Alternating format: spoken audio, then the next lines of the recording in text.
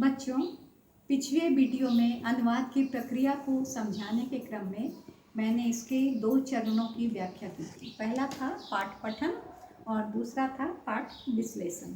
इन दोनों चरणों की व्याख्या मैं कर चुकी हूँ और आज इस दूसरे वीडियो में मैं जो और 3 चरण हैं उनके बारे में चर्चा करूँगी। ये 3 चरण कौन कौन है? पहला है भाषांतरण, जो भाषा में अंतर होता है वो। अगला है समायोजन चौथा, और पांचवा है मूल से तुलना, भाषांतरण।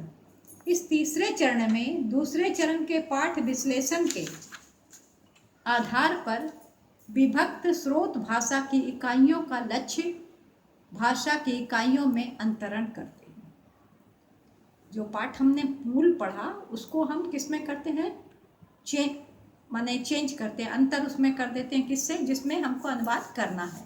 यह अंतरण मुख्यतः 3 प्रकार का हो सकता है।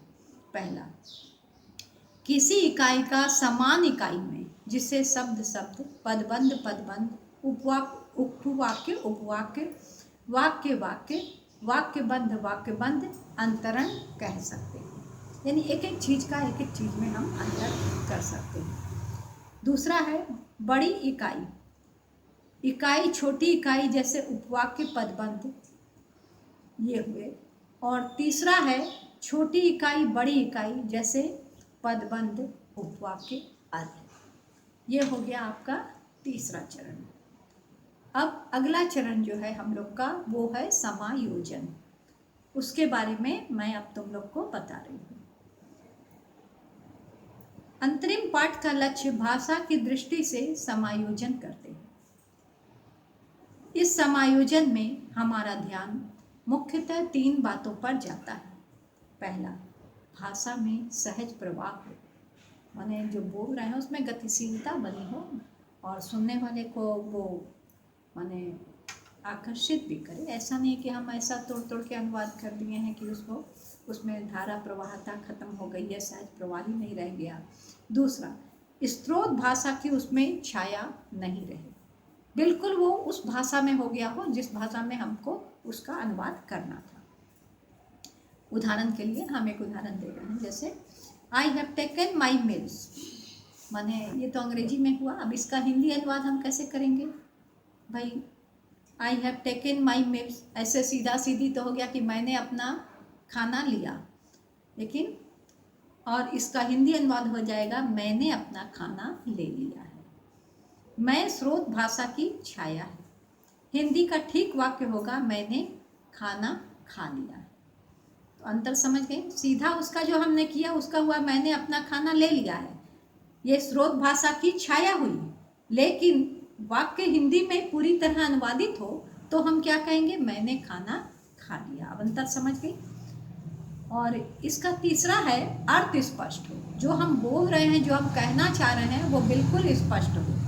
यह अर्थ की स्पष्टता दोनों प्रकार की हो, भाषा के अर्थ में भी हो और विषय के अर्थ में भी हो, यानी भाषिक भी हो और वैश्विक भी हो। दोनों अर्थों में हमारे आंखों के सामने या हमारे विचारों के आगे अर्थ बिल्कुल स्पष्ट हो।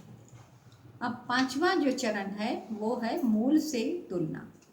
अनुवादक को, जो अनुवाद करता है उसे हम क्या कहते हैं? अनुवादक। अनुवादक को चौथे चरण में, 5वें चरण में आकर, चौथा तो समायोजन हो गया, 5वें चरण में आकर अपने कर्तव्य की तीसरी, माने अब मेरा काम दायित्व समाप्त हो गया, ऐसा नहीं समझना चाहिए।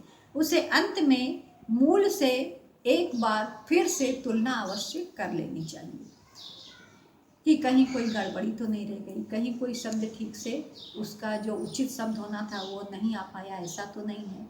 यहाँ देखने की बात यह होती है कि अनुवाद मूल से न कम कह रहा हो न अधिक कह रहा हो। जो मूल भाषा में जो बात कही गई है ठीक अनुवाद में भी उसी रूप में कही जाए, ना तो उससे हम अधिक में जाएं और ना उससे कम में आए, और ना ही कुछ हटकर हम कोई बात करें। अर्थात वह अर्थ संकोच, अर्थ विस्तार तथा अर्थादेश आदि दोषों से मुक्त हो। तटस्थ होकर बिल्कुल नैसर्गिक रूप में हम जो बात उस भाषा में कही गई उसको दूसरी भाषा में रूपांतरित कर दें। तो यथासंभव उसकी भाषा शैली भी मूल के अनुरूप हो। इस प्रकार ये 5 चरण पूरे हो गए। अब ये आपकी अनुवाद की जो प्रक्रिया है वो प्रश्न जो है आपका समाप्त हो गया। धन्यवाद।